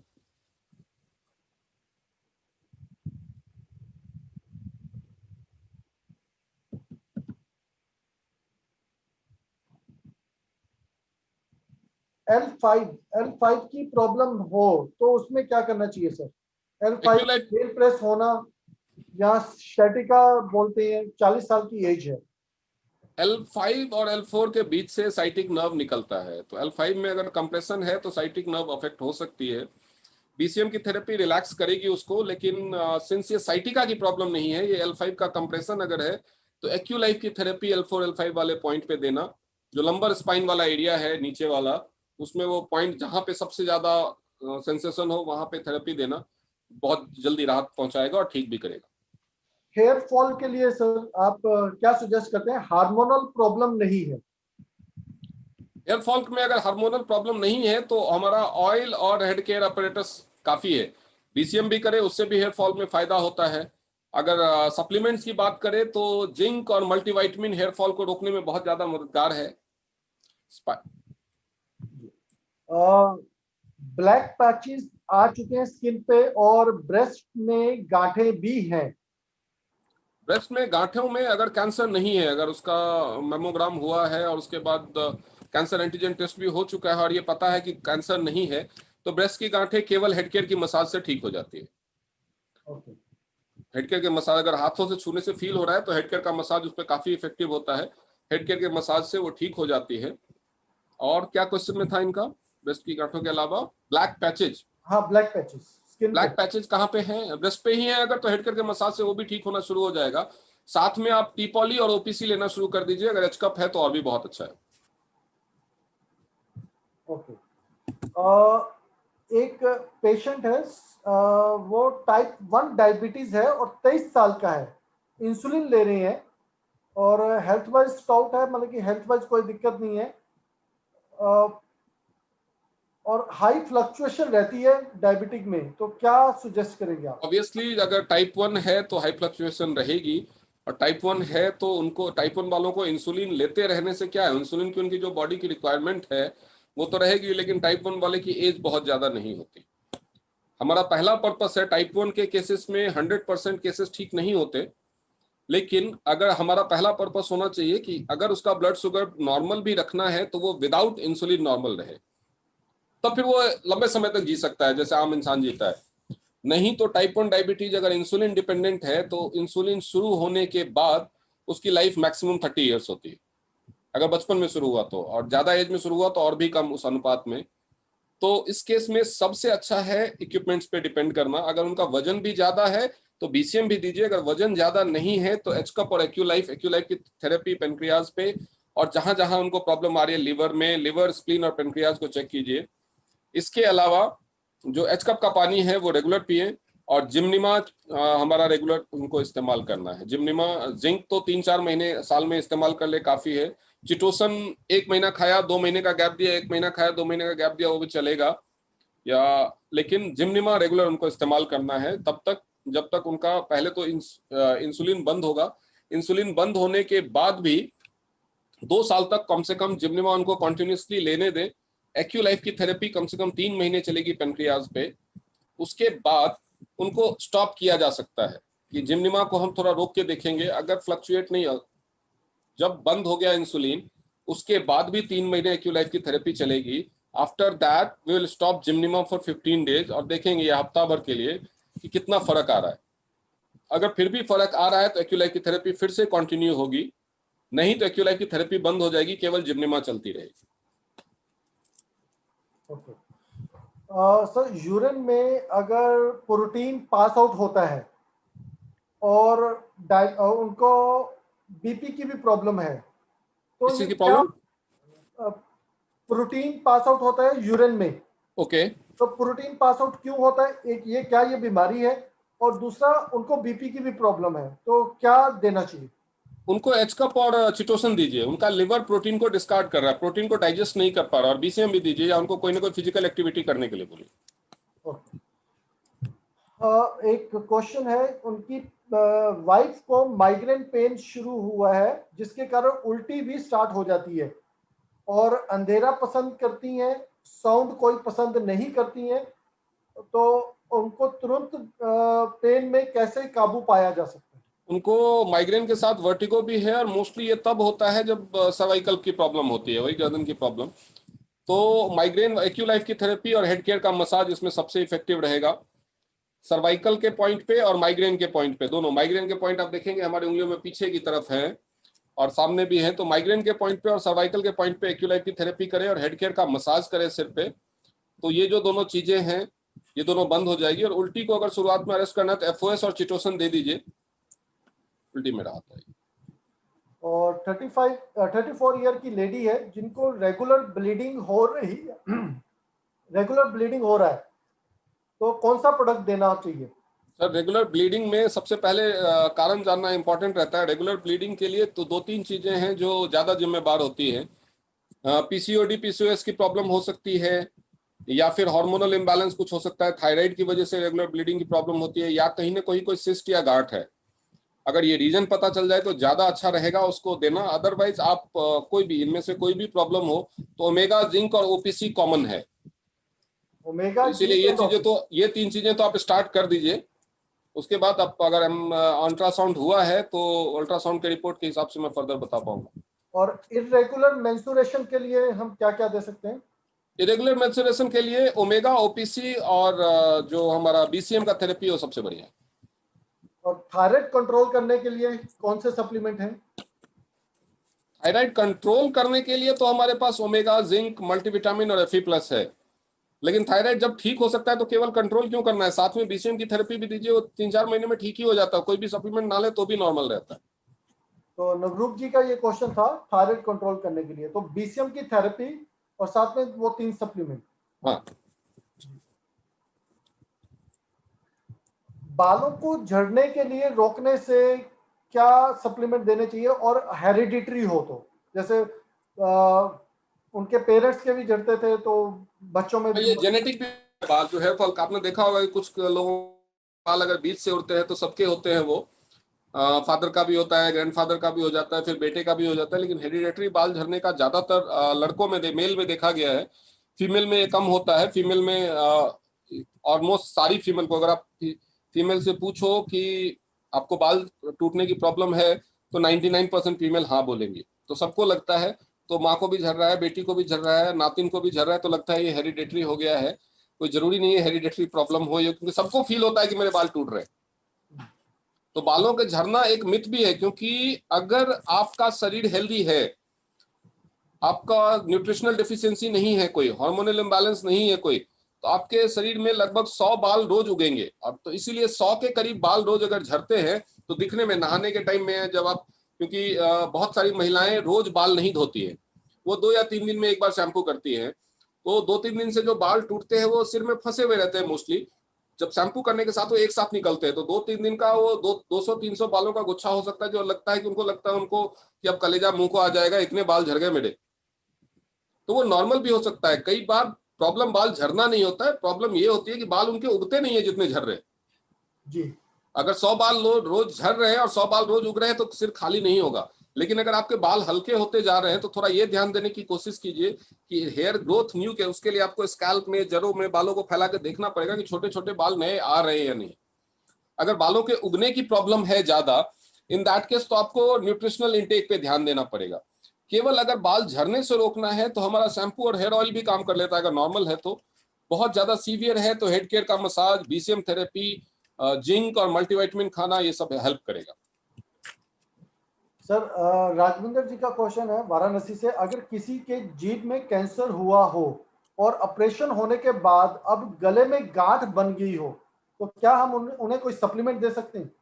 उनको इमीडिएटली टी-पॉली, चिटोशन और ओपीसी, ये 3 चीजें और साथ में एचकप का पानी शुरू की दीजिए। जिसको भी माउथ कैंसर है, मैं ये चीज बता देना चाहूँ, जिसको भी माउथ कैंसर है, जीभ में हो या माउथ कैंसर का कोई भी रूप हो या थ्रोट का कैंसर है, तो in that case T-poly, chitosan या कोई भी सप्लीमेंट जो दे रहे हैं उसको खाने का तरीका है, कैप्सूल खोलो, मुंह में डाल दो, उसको घुलने दो और जैसे घुलने के साथ साथ आप स्वैलो करते हैं ना, उसको स्वैलो करते जाओ। वो बहुत ज्यादा, कम से कम 4-5 गुना ज्यादा इफेक्टिव हो जाता है। एचकप और टी-पॉली के पानी के साथ माउथ कैंसर को केवल 7 to 8 डेज में कंट्रोल किया जा सकता है। 4th स्टेज पे मैंने किया है। जिनको टाटा मेमोरियल वालों ने ये कह के भेज दिया था, बिहार में एक पश्चिम चंपारण नाम की जगह है, वहां की वो लेडी है, बॉम्बे से टाटा मेमोरियल ने उनके बेटे को ये कह के बोल दिया कि इनको ले जाओ, अब जितने दिन ये जिंदा है उतने दिन रहने दो। तो किसी कोई नेटवर्कर ही है जो फेसबुक पे मेरे साथ जुड़े हुए हैं, उनके घर के पड़ोस में रहती थी, उन्होंने मुझे फोन किया कि इसके लिए आप लोगों के पास कुछ है, क्योंकि हम लोग इस तरह के टेस्टिमोनियल्स डालते रहते हैं और मेरे यूट्यूब पे भी एक दूसरी लेडी का था, वो देखा हुआ था उन्होंने टेस्टिमोनियल, तो उन्होंने मुझे कांटेक्ट किया। मैंने उनको इसी तरीके से टी-पॉली, ओपीसी, चिटोसन, उन्होंने रातों रात, तो उनका बेटा पटना गया और पटना में जो हमारी फ्रेंचाइजी है वहां से वो लेकर के आया एचकप और ये सारी चीजें। तो फिर और संजोग से 15 दिन यूज करने के बाद उसका एचकप खराब भी हो गया। लेकिन इसके लिए मैं सही में, कई बार लगता है कि हम वाकई में एक अच्छी कंपनी के साथ जुड़े हुए हैं। तो मैंने मैनेजमेंट में जब बात की थी कि उसका एचकप खराब हो गया, तो यही जवाब होता है कि अब भेज दो, उसको ठीक करके भेज देंगे। तो फिर मैंने उनको रियलिटी बताई कि ऐसे ऐसे उसका ट्रीटमेंट चल रहा है, अभी फायदा हुआ है, लेकिन अगर हम एचकप भेजेंगे तो वो ठीक होकर के आते आते, आपको भी पता है, महीना 1.5 महीना लगेगा। तो उस समय उन्होंने बैंगलोर ब्रांच में जो डेमो के लिए उन्होंने एचकप रखा हुआ था, उस समय बैंगलोर ब्रांच से मेरी दिल्ली ब्रांच में बात हुई थी, उन्होंने बात करके बैंगलोर ब्रांच से डेमो वाला एचकप यहाँ से इस बंदे ने अभी कुरियर नहीं किया है खराब वाला, उससे पहले ही दूसरा एचकप उनको भेज दिया। बहुत बढ़िया। कंपनी ने भी बहुत सपोर्ट किया था इस मामले में और उसका ठीक हुआ था। तो जो थ्रोट में भी ये प्रॉब्लम अगर हो रही है तो इसी तरह से आप दीजिए, वो ठीक हो जाएगा। सर अक्यूट माइग्रेन के लिए हमें क्या थेरेपी या कौन से सप्लीमेंट देने चाहिए? माइग्रेन माइग्रेन प्रॉब्लम बहुत ज्यादा रहती है। माइग्रेन के प्रॉब्लम में सप्लीमेंट हमारे पास 2 काम करने वाले हैं, एक तो है ओमेगा और दूसरा है ओपीसी। लेकिन सप्लीमेंट से बहुत ज्यादा तेज या बहुत ज्यादा इफेक्टिव रिजल्ट की उम्मीद ना करें। माइग्रेन के केस में एक्यूलाइफ और हेड केयर की थेरेपी बहुत इफेक्टिव रहती है। अकेले हेड केयर की थेरेपी अगर काम ना करे तो एक्यूलाइफ जरूरी हो जाता है। अगर एक्यूलाइफ की थेरेपी कर रहे हैं तो अकेले भी काम कर जाएगा, लेकिन कई लोगों के पास हेड केयर है, एक्यूलाइफ नहीं है, तो वो अकेले हेड केयर पे डिपेंड करना चाहते हैं। तो कई बार अगर माइग्रेन का जो दर्द है वो सर्वाइकल के प्रॉब्लम की वजह से है, क्योंकि 70 to 80% जो माइग्रेन है वो ट्रिगर होता ही है गर्दन के सर्वाइकल की प्रॉब्लम की वजह से। तो उस केस में अकेला हेड केयर कुछ खास नहीं कर पाएगा, वो थोड़ी देर के लिए पेन में रिलीफ दे देगा, फिर से शुरू हो जाएगा, वो उसको ठीक नहीं कर पाएगा। ये क्वेश्चन था अनुपम पाठक जी का, और उसके बाद हमारे पास है सुभाष जी का क्वेश्चन, सुभाष पाल का। अल्जाइमा के लिए कौन सा सप्लीमेंट अल्जाइमर्स हाँ जी। अल्जाइमर्स के लिए ओमेगा है और कुछ दिनों में हमारा फिर दिस कोएंजाइम वापस आ जाएगा, कोएंजाइम दीजिए और कॉर्डिसेप्स दे सकते हैं। जी 27 साल की फीमेल की हाइट इंक्रीज करनी है, तो मेरे ख्याल से 27 साल की फीमेल की हाइट इंक्रीज नहीं, 27 साल में फालतू में उसके नहीं। पैसे वेस्ट करने की बात होगी। 22-23 साल के बाद हाइट इंक्रीज करना, ये कुदरत के नियमों के खिलाफ तो हम भी नहीं जा सकते। जी बिल्कुल।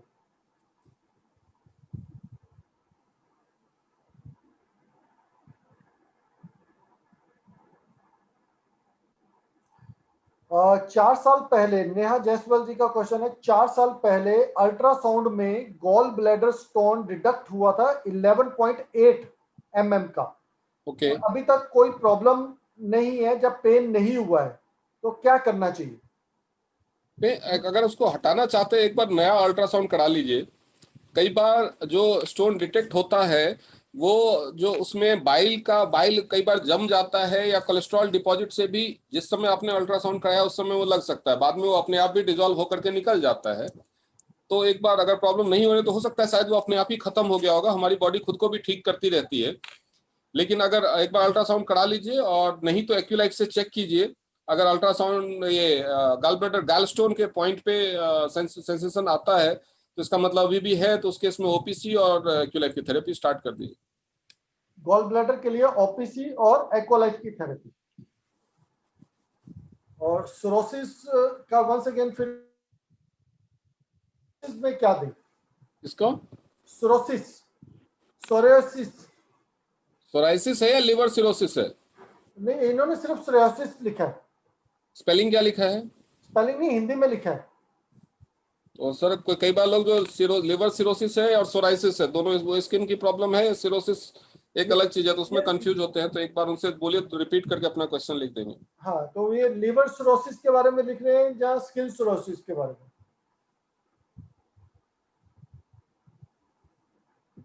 एलर्जी में तो सर जैसे एक पेशेंट है उसको एलर्जी है और थायराइड भी है, तो क्या देना चाहिए? क्या एलर्जी है और थायराइड भी है? हाँ, तो सप्लीमेंट तो उनको अलग से कुछ लेना नहीं पड़ेगा। एलर्जी और थायराइड दोनों में ही जो मल्टीविटामिन, जिंक, ओमेगा और Fe+, ये एलर्जी में भी काम करता है, थायराइड में भी काम करता है। लेकिन एलर्जी है किस तरह की एलर्जी है? अगर स्किन में फैलने वाली एलर्जी है तो वो बीसीएम नहीं कर सकते, इन दैट केस वो एक्यूलाइफ करे, नहीं तो वो बीसीएम कर सकते हैं थायराइड। 3 साल की लड़की है जो ना तो सुन पा रही है ना बोल पा रही है। अगर कोई बच्चा बचपन से पैदाइशी सुन नहीं सकता तो वो बोल नहीं सकता। जब तक वो सुनेगा नहीं तब तक वो बोल नहीं सकता, क्योंकि जो इंसान सुन नहीं सकता वो दूसरों को बोलता, जो कोई बोलता है उसके सामने उसको आवाज नहीं आती तो वो बोलने की कोशिश ही नहीं करेगा, तो उसमें बोलने की शक्ति डेवलप नहीं हो पाती है। तो मोस्टली जो बच्चे पैदाइशी सुनते नहीं है वो बोलते भी नहीं है। तो इसलिए सबसे पहले उनके सुनने की शक्ति डेवलप करनी पड़ेगी। उसके बाद ज्यादातर केसेस में वो अपने आप दूसरों को बोलते हुए देखते हैं तो उनको सुनाई देता है, तो फिर वो कोशिश करते हैं और अपने आप बोलना शुरू कर देते हैं। तो सबसे पहले सुनने के लिए जैसे मैंने बताया, कानों के पॉइंट पे और कान के ऊपर हेड केयर की थेरेपी, और जिंक दीजिए उनको, Fe+ दीजिए, स्पाइरुलिना दीजिए, प्रोकिड्स दीजिए। कोरोना होने के बाद आई कमजोरी और शरीर में दर्द रहता है, उसके लिए कौन से सप्लीमेंट देने चाहिए? स्पाइरुलिना और कॉर्डिसेप्स बेस्ट। कोरोना के बाद। हाँ, स्पाइरुलिना और कॉर्डिसेप्स। तो बहुत सारे क्वेश्चन अभी और भी हैं, लेकिन टाइम हमारा फिर वंस अगेन पता ही नहीं चलता है कि कब 1.5 घंटा निकल जाता है डॉक्टर साहब। तो राइट बहुत सर। सारे, जी बिल्कुल, तो ये क्वेश्चन सेशन हम बीच बीच में रखते रहेंगे, तो बिल्कुल बिल्कुल। डेफिनेटली आप लोगों का बहुत जबरदस्त हमारा जैसे रिस्पॉन्स है आप लोगों का कि बहुत सारे क्वेश्चंस हमारे पास अभी भी हैं, लेकिन सब क्वेश्चंस हम नहीं ले पाएंगे टाइम की उस वजह से। तो अब हम देखते हैं कि हमारे साथ और कौन कौन लोग हैं जो जिनको हम लोग जिन लोगों से हम बात कर सकते हैं, जब बात करवा सकते हैं। तो मैं देखना चाहूँगा डॉक्टर साहब, फेसबुक पे अगर आपके पास है तो कोई आप भी बात कर सकते हैं। हाँ, तो मैं देख रहा हूँ सर। राजा मुजुमदर जी, राजा मुजुमदर जी, मैं आपको अनम्यूट कर रहा हूँ, आप कुछ बात करना चाह रहे हैं तो आप बात कर सकते हैं, राजा मुजुमदर जी।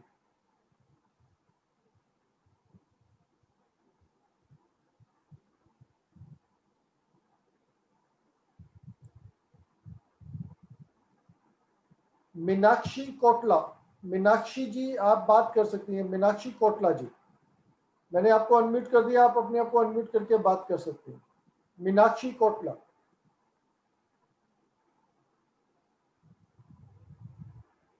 राघविंदर जी, मैंने आपको अनम्यूट कर दिया, आप बात कर सकते हैं, राघविंदर जी। हेलो। हाँ जी राघविंदर जी। जी जी डॉक्टर साहब नमस्कार। नमस्कार सर। हेलो। हाँ नमस्कार सर। बहुत अच्छा लगा सर आपका सेशन, कुछ जानकारी सर और चाहिए था सर। हाँ आपने हाँ जो क्वेश्चन पूछा था ये आपको कैंसर के लिए, तो आपने हाँ टिपोलिक चिटोसन एच पर ओपीसी दिया बताया हाँ। आपने। तो हाँ जी आपने एक सर। बात और कहा सर कि इसको मुंह में ओपन करके कैप्सूल खाना है, कैसे आपने बताया? हाँ, मुंह में आप ओपन करके कैप पाउडर उसका जीभ पे डालेंगे, वो अपने आप घुल के आप उसको निगल सकते हैं। सारे प्रोडक्ट का है, टिपोलिक चिटोसन ओपीसी सबके? बिल्कुल बिल्कुल।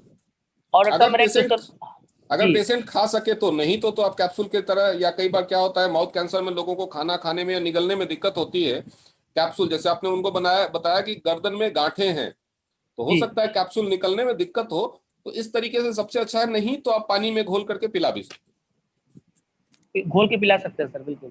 सर एक चीज़ और पूछना था कि अगर मान लीजिए किसी के हाथ-पैर में या मतलब हाथों में छोटी-छोटी गाँठें हो जाती हैं, जो सिस्ट तो नहीं कह सकते, उसको कुछ और कह सकते हैं, वो गाँठें दर्द नहीं करता, ये क्या डिसॉल्व हो सकता है? हैं।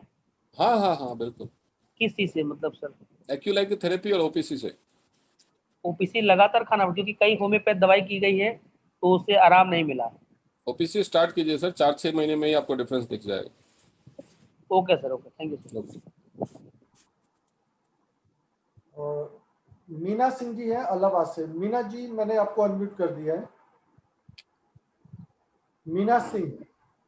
हाँ हेलो सर। हाँ नमस्ते जी सर। नमस्कार। सर पूछना था, लिम्फोडिमा पैर में है, राइट लेग में, तो उसका ट्रीटमेंट क्या हो सकता है इसमें? जो किसको, आपको है? सर मेरी भाभी है, उनको है। एज क्या है उनकी? 32।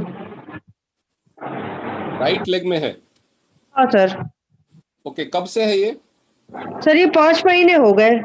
ये लिम्फेटिक ब्लॉकेज होता है। अगर बीसीएम पे चढ़ाएंगे तो हो, बीसीएम से ठीक तो होगा, लेकिन हो सकता है शुरुआत में वो स्वेलिंग और दर्द बढ़ जाए, तो आप एक्यूलाइफ की थेरेपी, अगर बीसीएम से दर्द या वो बढ़ जाता है तो आप एक्यूलाइफ की थेरेपी दे। स्वेलिंग के लिए आप वहां पे हेड केयर का मसाज भी दे सकते हैं। जो पॉइंट है, ठीक है जैसे सर। आप राइट एंकल बताया, तो राइट एंकल के पॉइंट पे आप एक्यूलाइफ की थेरेपी दीजिए। अगर बीसीएम की थेरेपी देते हैं तो बीसीएम की थेरेपी का मतलब सीधे खड़ा नहीं कर देना है।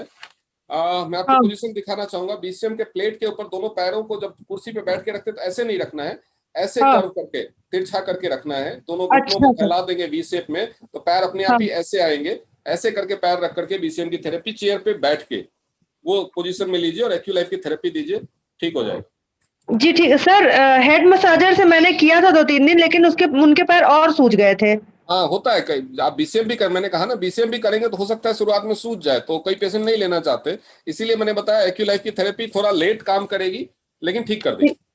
जी और सर कोई सप्लीमेंट कोई इसके लिए? सप्लीमेंट आप ओपीसी दीजिए, क्योंकि ब्लॉकेज को हटाने के लिए तो हमारे पास ओपीसी है ही। ये लिम्फेटिक सिस्टम में ब्लॉकेज है, उसकी वजह से ब्लड सर्कुलेशन ऑब्स्ट्रक्ट होता है, तभी ये होता है। और सर एक क्वेश्चन और है।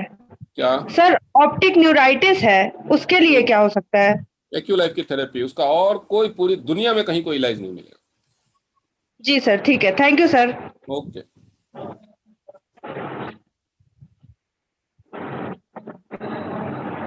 भारती शर्मा जी, मैंने आपको अनम्यूट कर दिया, आप अपना क्वेश्चन रख सकते हैं। भारती शर्मा।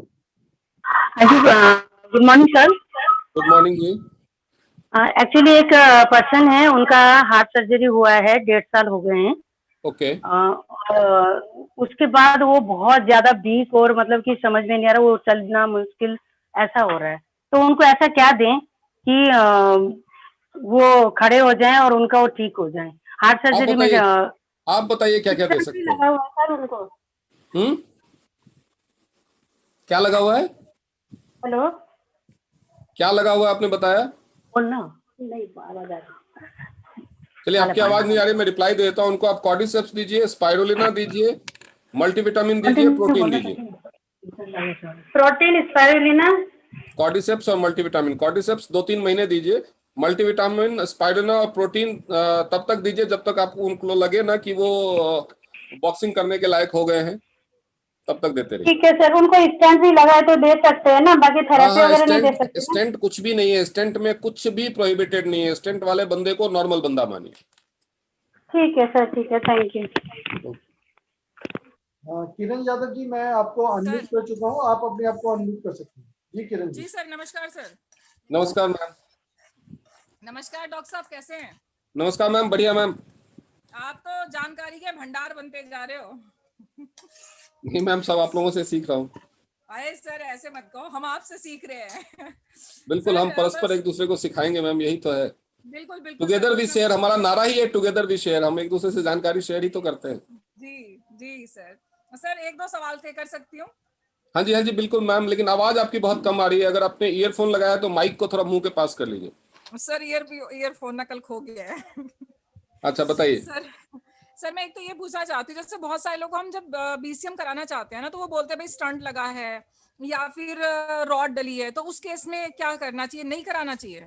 देखिए, अगर रॉड या प्लेट कमर के नीचे पैरों में लगी है तो पैर नहीं लगा सकते जी, उनके, आप उनको हाथों ठीक से है, दे सकते हैं बीसीएम। ठीक है, स्टेंट के खड़ा नहीं केस, कराएंगे हाँ, मतलब? खड़ा नहीं कराना है। अगर हाथों में ठीक रॉड है, या ठीक है, प्लेट लगी है तो आप पैरों से दे सकते हैं, चेयर पे बिठा के ठीक दे है, सकते हैं। लेकिन ठीक है सर। स्टेंट के केस में कुछ में स्टेंट वाले बंदे को हर चीज के लिए नॉर्मल मान, हर चीज स्टेंट के लिए कुछ भी नॉर्मल नहीं है, मतलब? वो एक हम्म, जुगाड़ है जो आर्टरी है उसको फैला के रखने के लिए, उसके चला के अलावा रखने और के, उसका ठीक है। कोई रोल नहीं है। तो जैसे ऑपरेशन हुआ है तो हम 1 ईयर बाद करा सकते हैं? हाँ, ठीक ऑपरेशन, है। लेकिन और सर्जरी सर का मैं, जो है कि 6 महीने के बाद कराना है, वो लिमिट तो फॉलो करना ही है। बिल्कुल बिल्कुल लेकिन सही, इसीलिए स्टेंट मैंने अगर एक साथ डला बात हुआ है और पूछी। 6 महीने हो चुके हैं डाले हुए तो आप करा सकते हैं। जी। कई बार लोग बोलते हैं कि कहीं ब्लड के प्रेशर से, कि ब्लड फ्लो उसका हम्म इंप्रूव हुआ और ब्लड के प्रेशर हम्म। से कहीं स्टेंट अपनी जगह से हिल ना जाए, वो तो और फायदा हुआ, इसका मतलब उसका ब्लॉकेज खुल गया। ब्लॉकेज खुल गया। जी। अगर ऐसा हो जाए सर तो एक, और भी ज्यादा फायदा होगा, चमत्कार ही हो जाएगा। हाँ ये तो बहुत ही अच्छा हो जाएगा सर। हाँ, अगर स्टेंट ही सर एक चीज और है जहां जैसे, जिस आर्टरी में स्टेंट मूव कर सकता है आगे हम्म पीछे, उसमें तो ब्लड हम्म आराम से ही हम्म, मूव कर सकता है। बिल्कुल बिल्कुल सर, बिल्कुल सर।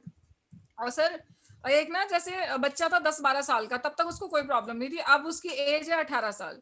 तो ओके। अब उसे डे बाय डे जैसे एज ग्रो हुई है ना सर, तो उसको बॉडी स्मेल की प्रॉब्लम हो गई, और बहुत ज्यादा स्मेल की प्रॉब्लम है। जैसे हम ओपीसी देते हैं कुछ टाइम तो वो ठीक रहता है, हम्म। जैसे बंद करते हैं फिर हो जाता है, होम्योपैथिक दवाई लाते हैं ठीक हो जाता है, फिर से बंद करते हैं तो फिर से प्रॉब्लम हो हाँ, तो जाती है, उसको बॉडी डिसऑर्डर उसको ज्यादा है। उसको चिटोशन कुछ दिनों दीजिए, और उसके लिए परमानेंट, कि उसको बार बार मेडिसिन सप्लीमेंट ना खाना पड़े, हाँ उसके हाँ लिए हाँ, उसके सबसे अच्छा उपाय है एच कप का पानी पीना।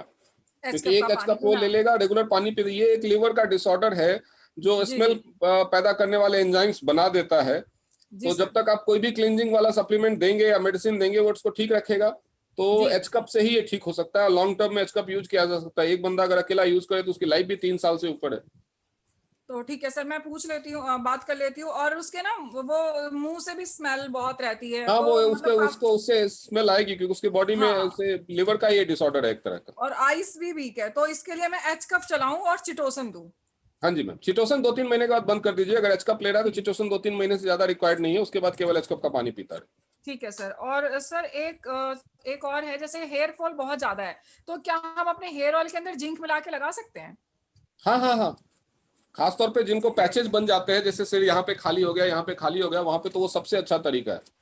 अच्छा, और हेयर फॉल में भी काम करेगा ऑयल के अंदर जिंक? बिल्कुल बिल्कुल बिल्कुल। और सर एक लास्ट चीज और है, जैसे सर्वाइकल ना बहुत ज्यादा है किसी को, और हम्म। उसके ना बार बार गर्दन में एक साइड कभी इधर पेन होता है, और दोनों कंधों में ना, मतलब एक आध कंधा तो जकड़ा ही रहता है, और वो हम लोग थेरेपी भी दे रहे हैं, सप्लीमेंट भी दे रहे हैं, बट उसका रिजल्ट नहीं आ पा रहा है। अभी मैंने सुना सर्वाइकल था, की आपने बाहर बोला था, लेकिन फिर भी मैंने एक बार और सोचा कि मैं कंफर्म कर लूं। सर्वाइकल की प्रॉब्लम में उसको बीसीएम की थेरेपी दोनों हाथ रख करके और सर्वाइकल के पॉइंट पे एक्यूलाइफ की थेरेपी दे रहे हैं। हाँ सर, अभी दे रहे हैं, कुछ टाइम से करीब 10-12 दिन हो गए, लेकिन मतलब उस समय तो आराम हो जाता है, लेकिन फिर हम्म। बाद में फिर से वही दर्द हो जा रहा है। हाँ, तो उसको टाइम लगेगा, कम से कम 45 डेज उनको थेरेपी होने दीजिए, बीसीएम पे दोनों हाथ रख के सॉफ्टली, ताकि उसके ठीक है कंधे सर। खुलने शुरू हो जाए, फ्रोजन शोल्डर वाला जो थेरेपी है वो।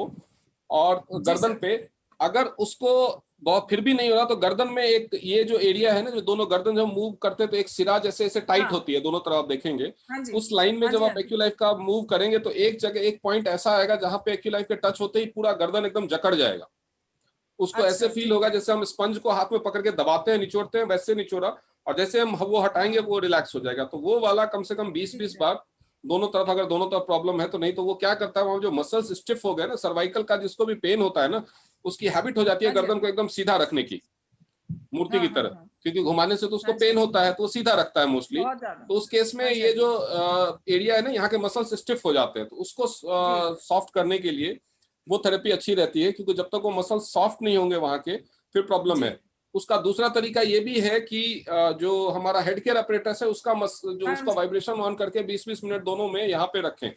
लेकिन अच्छा उसका ठीक है। एक डिसएडवांटेजेस भी है कि कुछ लोगों में यहाँ पे भी हेड केयर 10-15 मिनट 20 मिनट रखने से बीपी लो होने लगता है। ओह।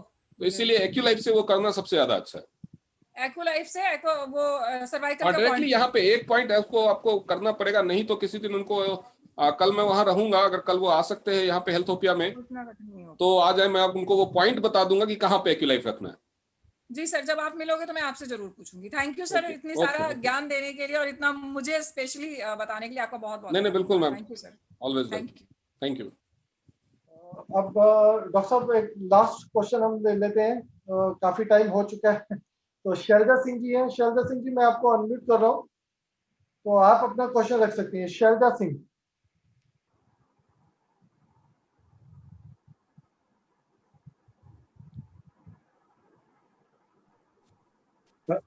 Good morning sir. Good morning good जी। Morning sir. सर मुझे जैसे बोलने में कुछ रैश वॉइस आती है, वोकली ग्लैंड में मुझे लगता है वॉइस ग्लैंड में कुछ स्वेलिंग है, उसके लिए मुझे क्या करना चाहिए? उसके लिए सर अगर हमारा जो टी पॉली है ना, उसको आप गर्म पानी में 2 कैप्सूल घोल के, मतलब कैप्सूल खोल के उसका पाउडर घोल करके उसको सिप करके पीजिए। जितना मैक्सिमम गर्म पानी आप टॉलरेट कर सके उसको सिप करके दिन में 2 बार 3 बार पीजिए। और इसके अलावा टॉन्सिल और थ्रोट वाले जो पॉइंट्स हैं मोस्टली वो इस उंगली के नीचे होते हैं, उस पे आप एक्यूलाइफ की और विंड पाइप वाला जो पॉइंट है वहां पे चेक कीजिए, जहां पे भी सेंसेशन है वहां पे एक्यूलाइफ की थेरेपी लीजिए। ठीक जी। तो चलिए सर, अब आज का सेशन कंक्लूड करते हैं। जिन लोगों को क्वेश्चंस रह गए हो या जिन लोगों को लग रहा हो कि मेरे क्वेश्चन का आंसर नहीं मिले, तो आप फेसबुक पे जाकर के anurag.all.smile सर्च करें, मेरा प्रोफाइल मिल जाएगा। तो वहां पे भी ये वीडियो लाइव है, तो उसके कमेंट में आप अपना क्वेश्चन डाल सकते हैं। मैं आज रात में या कल रात में आपको आंसर कर दूंगा जैसे भी मुझे टाइम मिलेगा। तो उस पे भी बहुत सारे लोगों को क्वेश्चन जो फेसबुक पे जुड़े हुए हैं, आप निराश मत होइए, मैं आप सबके क्वेश्चंस का भी आंसर सबको आपका क्वेश्चन तो कमेंट में है तो मैं कमेंट में वहीं पे आपको आंसर कर दूंगा। जो लोगों के क्वेश्चन जूम पे भी छूट गए हैं वो वहां पे या यूट्यूब पे भी ये अपलोड होगा, तो यूट्यूब पे कहीं पे भी आप अपना क्वेश्चन कमेंट में पूछ सकते हैं, मैं वहां पे आंसर कर दूंगा, कोई इशू नहीं है। Thank you very much sir. जी बिल्कुल बिल्कुल। तो सबसे पहले तो थैंक यू, मेरे को बोलना चाहिए डॉक्टर अनुराग जी का, जो बहुत ही एफर्ट देकर आज हम सब लोगों को एक्नॉलेज कर रहे हैं, मतलब कि नॉलेजेबल बना रहे हैं। बहुत सारी छोटी छोटी प्रॉब्लम्स जो हम लोग डेली रूटीन में फेस करते हैं, तो उसके बारे में आप हमें बता के एनलाइटेड कर रहे हैं। तो बहुत बहुत थैंक यू डॉक्टर अनुराग।